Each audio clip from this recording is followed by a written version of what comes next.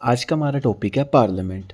Parliament हम करेंगे, आज हम इसके ऑर्गेनाइजेशन के बारे में पढ़ेंगे और कॉम्पोजिशन ऑफ टू हाउसेस, मतलब जो पार्लियामेंट है वो कैसे बनता है, इसमें क्या क्या चीज़ें इंक्लूड हैं। ये कॉन्स्टिट्यूशन का एक इंपॉर्टेंट टॉपिक है। ये कहता है the parliament is the legislative organ of the union government. ठीक है, जो पार्लियामेंट है ना, एक यूनियन गवर्नमेंट का एक लेजिस्लेटिव ऑर्गन है। जैसे स्टेट में स्टेट असेंबलीज होती हैं, वैसे ही यूनियन गवर्नमेंट के पास एक लेजिस्लेटिव असेंबली जैसे पार्लियामेंट है, जहां वो अपने सारे लॉज बनाते हैं। It occupies A pre eminent and central position in the Indian democratic political system of government, also known as the Westminster model of government. Article 79 to 122 in Part 4 of the Constitution deals with the organization, composition, duration, officers and procedure, privileges, power and so on of the Parliament. Article जो हमें है ना, जो constitution में provide किया गया, article 79 to लेके 122, ये जो हैं पार्ट 5 में, ये हमें बताते हैं और ये डील्स करते हैं कि कॉम्पोजिशन कैसे होगी, ऑर्गेनाइजेशन कैसे होगी, उसका प्रोसेस क्या होगा, उनके ऑफिसर क्या होंगे, उनकी पावर क्या होंगी। सारा कुछ हमें article 79 to 122 of the constitution, ये हमें सारा कुछ पार्लियामेंट के बारे में बताता है। सबसे पहले हम करेंगे ऑर्गेनाइजेशन ऑफ पार्लियामेंट, कि पार्लियामेंट ऑर्गेनाइजेशन उसकी कैसे होती है, उसमें क्या क्या इंक्लूड होती है। ये जो पार्लियामेंट है, इसमें कौन कौन बैठता है, कौन कौन इसके ऑफिसर्स होते हैं। सबसे पहले होता है in under the constitution the parliament of the India consist of 3 parts. ठीक है, पार्लियामेंट है जो 3 इसके पार्ट्स हैं, मेन जो पार्ट है। सबसे पहले प्रेसिडेंट, सबसे इंपॉर्टेंट है प्रेसिडेंट। सेकंड हो गया काउंसिल ऑफ स्टेट्स, मतलब Rajya Sabha. Third one is the house of the people, Lok Sabha.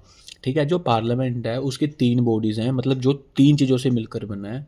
Parliament, president हो गया, काउंसिल ऑफ स्टेट यानी कि Rajya Sabha, third one is the house of the people, Lok Sabha हो गया। ठीक है, कहता है इन 1954 the Hindi names Rajya Sabha and Lok Sabha were adopted by the council of states and the house of the people. जो इसका हिंदी का नाम है ना, वो 1954 में उसको हमने अडोप्ट किया था।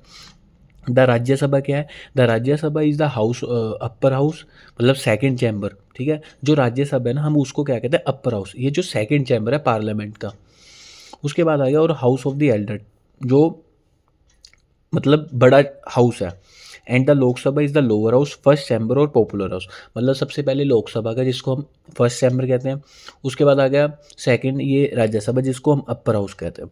The former represent the state and the union territory of Indian union, while the latter represent the people of India as whole. जो राज्यसभा है ना, वो स्टेट और यूनियन टेरेटरी को रिप्रेजेंट करता है, और जो हाउस ऑफ पीपल है ना, वो लोगों को रिप्रेजेंट करता है, कि house for the people, house of the people. ठीक है, लोकसभा और राज्यसभा। अब सेकंड आ गया इसके बाद, though the president is of India is not a member of either house of the parliament and does not sit in the parliament to attend its meeting, he is the integral part of the parliament. जो president है ना, president ना तो किसी parliament के किसी भी house में नहीं बैठता, ना उसका वो मेंबर होएगा। वो सिर्फ इंटीग्रल पार्ट होगा, वो इम्पोर्टेंट पार्ट होगा, उसके बिना पार्लियामेंट चल ही नहीं सकती। This is because a bill pass by both the house of the parliament can not become law without the president. आपने लोकसभा में आपका बिल पास हो गया, राज्यसभा में हो गया, आप उसको भेजोगे पार्लियामेंट के पास, प्रेसिडेंट के पास। जो प्रेसिडेंट है, जब तक वो बिल को प्रेसिडेंट की एसेंस नहीं मिलती, वो अपनी कंसेंट नहीं देता, जब तक वो बिल लॉ में नहीं कन्वर्ट होगा, वो जब तक ही बिल रहेगा। जब उसने साइन कर दिया प्रेसिडेंट ने, तो वो लॉ बन जाएगा। इसलिए हम कहते हैं कि जो प्रेसिडेंट है ना, वो एक वाइटल और इम्पोर्टेंट पार्ट है मतलब पार्लियामेंट का। He also perform certain function relating to the proceeding of the parliament. For example, he summons and prorogue both the houses. वो समन करता है, वो एडजर्नमेंट करता है, वो प्रोरोग जो उसकी पार्लियामेंट की है वो करता है। प्रेसिडेंट ही सेशन को बुलाता है, प्रेसिडेंट के ही स्पीच से ही जो है पार्लियामेंट का नया सेशन शुरू होता है। इसलिए हम उसको कहते हैं कि इंटीग्रल पार्ट है वो, उसके बिना पार्लियामेंट चल ही नहीं सकता। डिसॉल्व द लोकसभा, वो लोकसभा को ख़त्म करता है। Address both the houses, issue ordinance when they are not in session and so on. मतलब ये कुछ इन्होंने प्रेसिडेंट के काम बता दिए कि वो पार्लियामेंट के लिए क्या करता है। सबसे पहले तो नए सेशन में जब जब नया सेशन आता है तो वो स्पीच देता है। ठीक है, उसके बाद वो सम्मन करेगा जब उसको लगता हुआ कि अब मतलब जो लोकसभा है जो सही तरीके से नहीं चल रही, वो डिसॉल्व कर सकता है। ठीक है, दोनों हाउस को वो एड्रेस कर सकता है, ऑर्डिनेंस इशू कर सकता है। जब उसको लगे कि जो पार्लियामेंट है सेशन में नहीं है, तो वो एक अपने आप नोटिफिकेशन इशू कर सकते हैं कि भाई इस चीज़ लॉ की ज़रूरत है और इसलिए मैं इसको ऑर्डिनेंस इशू कर रहा हूँ, क्योंकि पार्लियामेंट अभी अभी जो है सिटिंग नहीं कर रही, या उसका मानसून जो सीज़न है वो नहीं है, इसलिए कुछ पावर हैं जो प्रेसिडेंट लॉ बना सकता है। ये हम आगे जाके टॉपिक में करेंगे। In this respect the framers of the constitution relied on the British pattern rather than the American pattern. हमें इसके बारे में हम ब्रिटिश पैटर्न को अडोप्ट करते हैं। In Britain the parliament consist of the crown of the house of the Lord and the house of the common. By contrast the America president is not an integral part of the legislator. America में ऐसा नहीं है कि वो जो president है उसका integral part है, लेकिन हमने ब्रिटिश का अडोप्ट किया है, जहाँ पर उसको ब्रिटिश में ये होता है कि जो प्रेसिडेंट है वह integral part of the constitution उसका पार्लियामेंट का। In USA the legislator which is known as the Congress. जो यूएस है उसमें जो लेजिस्लेटर है उसको हम कांग्रेस कहते हैं। Congress consist of the senates upper house, जिसको मतलब पार्लियामेंट को हम कांग्रेस कहते हैं। उसमें क्या क्या होता है, सेनेट्स होता है जो बड़ा जैसे अपर हाउस, जैसे हमारे यहाँ पर राज्यसभा है, and the house of the representative जैसे हमारे लोकसभा है, वहाँ पर हाउस ऑफ रिप्रेजेंटेटिव और लोअर हाउस कहते हैं। The parliamentary form of government emphasise on the independent between the legislator and executive organ. Hence we have the president in parliament like the crown in parliament Britain. मतलब हम जैसे Britain में है crown in parliament, हमारे वैसे ही same जो parliament है, जो प्रेसिडेंट इन पार्लियामेंट है। The presidential form of government, on the other hand, lays stress on the separation of legislative and executive organ. Hence, the American president is not regarded as the constitutional part of the Congress. America में ऐसा नहीं है, उसको president को integral part नहीं कहते कांग्रेस का, इसलिए हमने ब्रिटेन का जो अडोप्ट किया था वो सारा सेम प्रोसेस हमने ब्रिटेन से ये अडोप्ट किया। ये था हमारा ऑर्गेनाइजेशन। नेक्स्ट टॉपिक हमारा है कॉम्पोजिशन ऑफ द हाउसेस। मतलब जो हाउस है ना, जो हमने हाउस पढ़े राज्यसभा और लोकसभा, उसमें कितने मेंबर्स होते हैं, वो कैसे अपॉइंट होता है, वो कैसे नॉमिनेट होता है, हम ये इस टॉपिक में करेंगे। The maximum strength of the Rajya Sabha is fix as 250।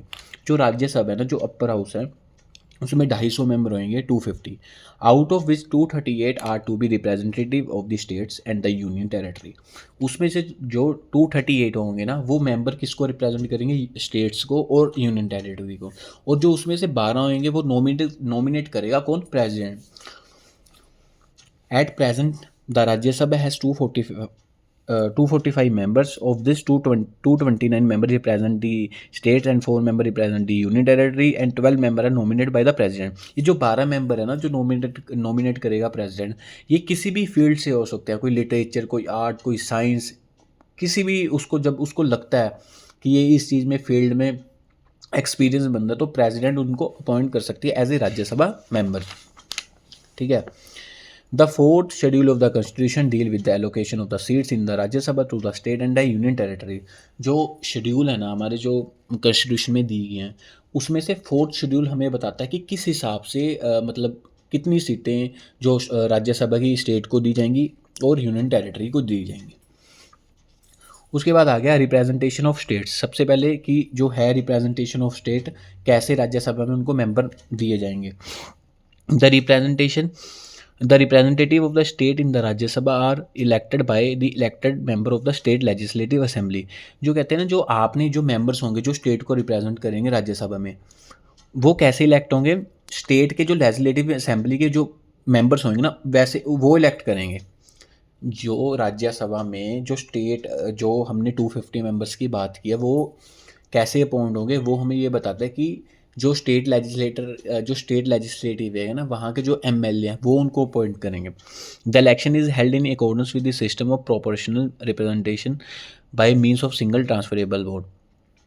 The seats are allocated to the seats in the Rajya Sabha on the basis of the population. ठीक है, मतलब सिंगल ट्रांसफरेबल वोट होगी कि जैसे हर एक बंदा जो एमएलए वो वोट डालेगा, उसके बाद जाके वो अपॉइंट होंगे मतलब राज्यसभा के मेंबर के लिए।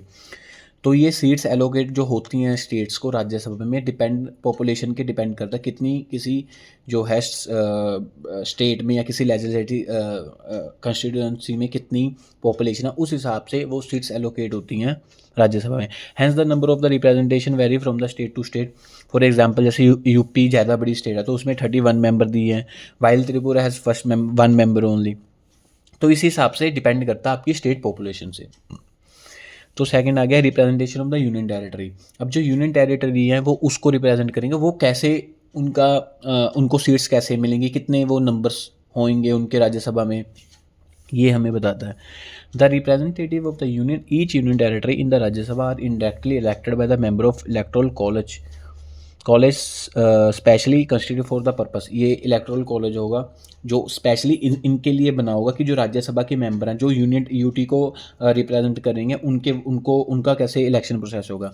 This election is also in accordance with the system of proportional representation by means of the single transferable vote. जैसे ऊपर हमने पढ़ा था कि जो स्टेट है ना उनके जो एमएलए हैं वो उनको अपॉइंट करेंगे, वो इलेक्शन वो मेंबर होते हैं वो आगे राज्यसभा के लिए उनको इलेक्ट करते हैं। वैसे ही जो यूटी के मेंबर होंगे वो उनको इलेक्ट करेंगे। Out of the 9 union territory, अब तो हमारे पास 8 हैं। Out of the 9 union territory only 3, ये इंपॉर्टेंट क्वेश्चन है, ओनली 3 मतलब जो कौन सी ऐसी यूनियन टेरिटरी है जिसके पास लेजिस्लेटिव असेंबली है। दिल्ली हो गया, पुडुचेरी हो गया, जम्मू एंड कश्मीर तो अब जो है वहाँ असेंबली है, and the Jammu and Kashmir, ठीक है। तो इसमें यह है कि जो है इन 3 स्टेट्स के पास, इन 3 यूटी के पास लेजिस्लेटिव असेंबली है, ठीक है। ये आगे भेजेंगे अपने जो मेंबर्स हैं जो आगे जाके इन स्टेट को रिप्रेजेंट करेंगे राज्यसभा में। Have representation in the Rajya Sabha. The population of other 6 union territory are small to have any representative in the Rajya Sabha. जो बाकी जो 6 यूटी हैं उनके पास पॉपुलेशन कम है, इसलिए उनका कोई मेंबर नहीं है राज्यसभा में जो यूटी को रिप्रेजेंट करे। Third one is nominate member. Nominate member वो होते हैं जो प्रेसिडेंट खुद नॉमिनेट करता है ऑन द बेसिस कि भाई ये बंदा किसी भी फील्ड में एक्सपीरियंस है, आइदर वो होगा साइंस में, लिटरेचर में, आर्ट में, ठीक है, किसी भी फील्ड में जो उसका एक्सपीरियंस है वो बंदा राज्यसभा मेंबर अपॉइंट हो सकता है। द प्रेजिडेंट नॉमिनेट, सिर्फ ये प्रेजिडेंट ही करता है। The president nominate 12 member of the to the Rajya Sabha from people who have special knowledge और practical experience in art, literature, science and social service.